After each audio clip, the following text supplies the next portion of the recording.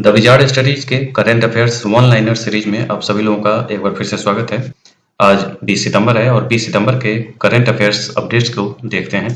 पहला पॉइंट है कि प्रधानमंत्री ने बुनियादी ढांचे के विकास को बढ़ावा देने के लिए ओडिशा में 3,800 करोड़ रुपए से अधिक की रेलवे और राष्ट्रीय राजमार्ग परियोजनाओं का शुभारंभ किया। इसके बाद ओडिशा सरकार की सुभद्रा योजना का भी इन्होंने शुभारंभ किया। सलीमा इम्तियाज आईसीसी के विकासात्मक अंपायरों के अंतर्राष्ट्रीय पैनल में नामित होने वाली पहली पाकिस्तानी महिला बन गई हैं। ओलंपिक पदक विजेता मनु भाकर को बंदरगाह, जहाजरानी और जलमार्ग मंत्रालय का ब्रांड एम्बेसडर नियुक्त किया गया है। मनु भाकर को भारत ने चीन को हराकर 5वीं बार एशियाई हॉकी चैंपियंस ट्रॉफी 2024 का खिताब जीता। संतोष कश्यप को भारतीय महिला फुटबॉल टीम का नया मुख्य कोच नियुक्त किया गया है। फ्रांसीसी यूरोपीय संघ आयुक्त थियरी ब्रेटन ने 16 सितंबर 2024 को यूरोपीय संघ के कार्यकारी निकाय से इस्तीफा दे दिया है। राष्ट्रपति द्रौपदी मुर्मू ने नई दिल्ली में 8वें भारत जल सप्ताह 2024 का उद्घाटन किया, जिसमें जल संरक्षण और प्रबंधन रणनीतियों पर ध्यान केंद्रित किया गया। जिम्बाब्वे ने 4 दशकों में सबसे खराब सूखे के बाद तीव्र भूखमरी का सामना कर रहे समुदायों को भोजन उपलब्ध कराने के लिए 200 हाथियों को मारने की योजना बनाई है। HCL टेक का टाइम पत्रिका की विश्व की सर्वश्रेष्ठ कंपनियों की 2024 की सूची में भारत स्थित नंबर 1 कंपनी का दर्जा दिया गया है। HCL टेक को टाइम पत्रिका द्वारा सर्वश्रेष्ठ वाले में नंबर 1 कंपनी का दर्जा दिया गया है 2024 में।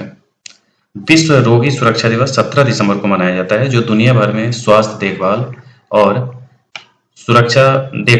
देखभाल प्रणालियों में रोगी सुरक्षा के महत्व पर जोर देता है। सिद्धेश्वरी मंदिर का उद्घाटन किया गया है। त्रिपुरा में नवनिर्मित सिद्धेश्वरी मंदिर का उद्घाटन किया गया, जो कि राज्य में एक महत्वपूर्ण सांस्कृतिक और धार्मिक घटना है। नीति आयोग ने भारत में उच्च शिक्षा के बुनियादी ढांचे को बढ़ाने के उद्देश्य से मुंबई में एजुसिटी की स्थापना का प्रस्ताव दिया है। अखिल भारतीय फुटबॉल महासंघ ने संतोष कश्यप को राष्ट्रीय सीनियर महिला टीम के मुख्य कोच नियुक्त किया, जिससे टीम को नया नेतृत्व मिला है। सौरभ शाह को अडानी ग्रीन एनर्जी का मुख्य वित्तीय अधिकारी नियुक्त किया गया है, जो कंपनी के प्रमुख नेतृत्व परिवर्तन है। प्रधानमंत्री ने तमिलनाडु में तूतीकोरिन अंतर्राष्ट्रीय कंटेनर टर्मिनल का उद्घाटन किया। मनोज कुमार वर्मा को कोलकाता का नया पुलिस आयुक्त नियुक्त किया गया है, जो शहर के कानून प्रवर्तन का प्रभार संभालेंगे। केंद्रीय वस्त्र राज्य मंत्री पावित्रा मार्गेरिटा ने नई दिल्ली में सतत वस्त्र शिखर सम्मेलन का उद्घाटन किया, जिसमें वस्त्र उद्योग में टिकाऊ प्रथाओं पर ध्यान केंद्रित किया गया। अनमोल जैन ने टॉप गन कप में पुरुषों की 10 मीटर एयर पिस्टल स्पर्धा में स्वर्ण पदक जीता।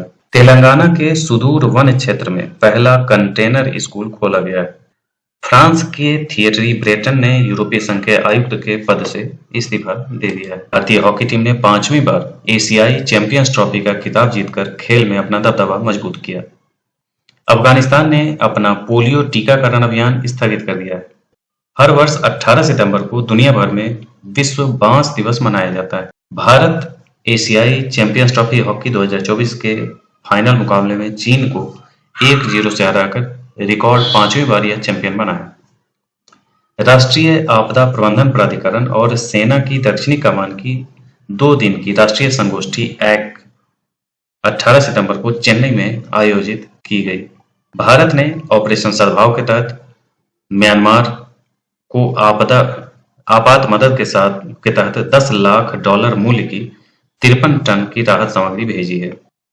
पुर्तगाल सरकार ने मशहूर फुटबॉल खिलाड़ी क्रिस्टियानो रोनाल्डो के सम्मान में एक विशेष सिक्का जारी किया है। बता दें कि पुर्तगाल सरकार ने सिक्के का मूल्य 7 यूरो रखा है, जो रोनाल्डो की जर्सी का नंबर है।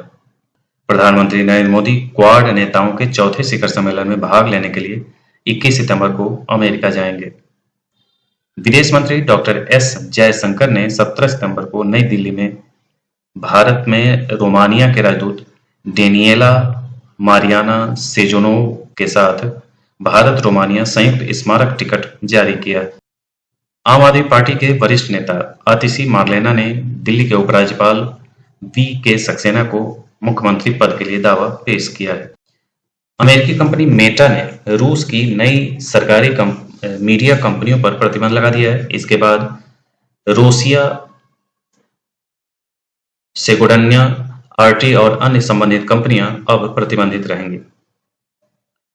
डाकघर निर्यात केंद्र ने स्वचालित आईजीएसटी रिफंड और इलेक्ट्रॉनिक भुगतान समाधान सुविधा के साथ निर्यात सेवाओं का विस्तार किया है।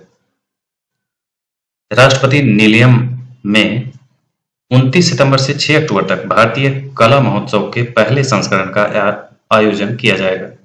राष्ट्रपति निलयम में इंग्लैंड के ऑलराउंडर और कप्तान बेन स्टोक्स ने 200 टेस्ट विकेट लेने का रिकॉर्ड बनाया।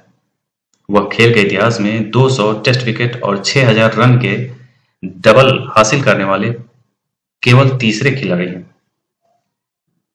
भाजपा के नेतृत्व वाली केंद्र सरकार ने घोषणा की है कि 25 जून को आपातकाल लागू किए जाने की याद में संविधान हत्या दिवस के रूप में मनाया जाएगा। इंदिरा गांधी के नेतृत्व वाली कांग्रेस सरकार ने 25 जून 1975 को आपातकाल लागू कर दिया था। कृषि एवं किसान कल्याण मंत्रालय ने कृषि और ग्रामीण उद्यमों में नवीन प्रौद्योगिकी संचालित और उच्च प्रभाव वाली गतिविधियों में निवेश को बढ़ावा देने के लिए स्टार्टअप्स के लिए 750 करोड़ रुपए का एग्री श्योर फंड लॉन्च किया।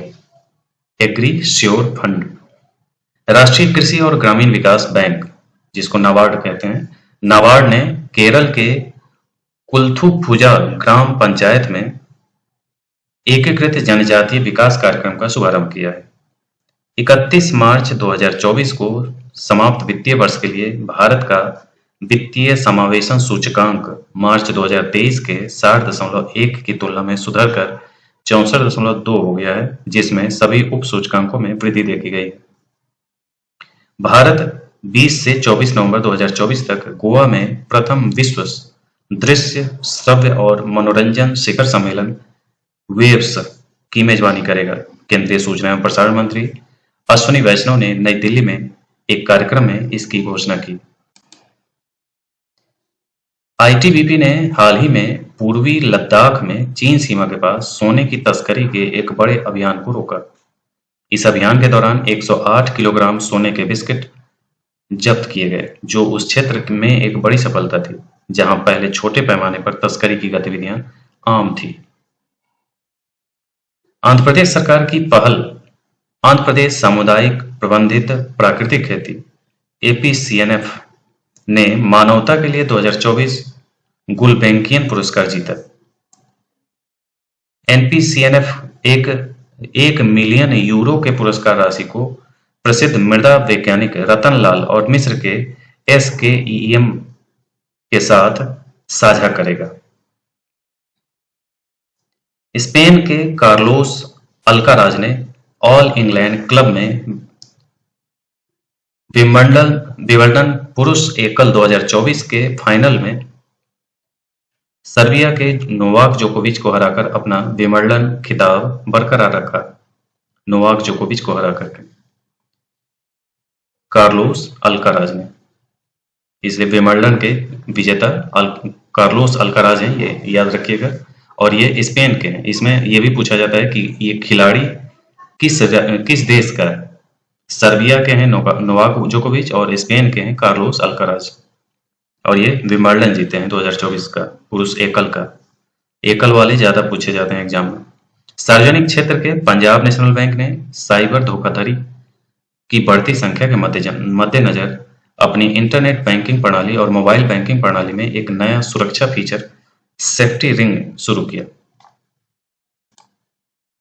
भारतीय नौसेना के जहाज आईएनएस आदित्य और आईएनएस विशाखापत्तनम ने अरब सागर में अमेरिकी नौसेना कैरियर स्ट्राइक ग्रुप में, जिसमें यूएसएस थियोडोर रूजवेल्ट और यूएसएस डैनियल इनोय शामिल थे, उनके साथ समुद्री साझेदारी अभ्यास एमपीएक्स किया।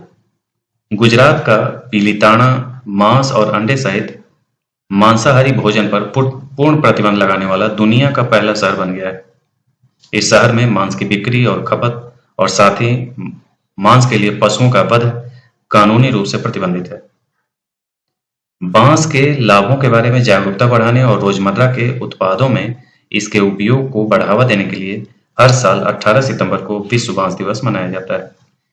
विश्व बांस संगठन द्वारा इस दिवस को आधिकारिक तौर पर 18 सितंबर 2009 को बैंकॉक में आयोजित 8वें विश्व बांस कांग्रेस में घोषित किया गया था।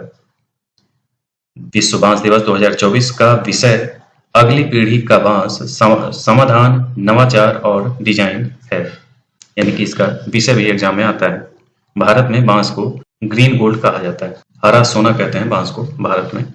केंद्रीय मंत्रिमंडल ने गगनयान फॉलो ऑन मिशन और भारतीय अंतरिक्ष केंद्र के निर्माण को स्वीकृति दी। केंद्रीय मंत्रिमंडल ने अगली पीढ़ी के प्रक्षेपण यान विकसित करने को भी मंजूरी दी।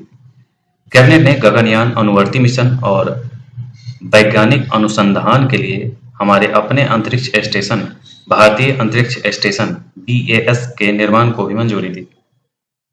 अंतरिक्ष से जुड़े महत्वपूर्ण प्रस्तावों सहित वीनस ऑर्बिटर मिशन VOM को भी मंजूरी दी है कैबिनेट ने। हर वर्ष 18 सितंबर को दुनिया भर में विश्व बांस दिवस मनाया जाता है। तो ये था आज का वन लाइनर करंट अफेयर्स। इसी ढंग के अन्य अपडेट्स के साथ हम फिर उपस्थित होंगे। आज के लिए इतना ही। धन्यवाद।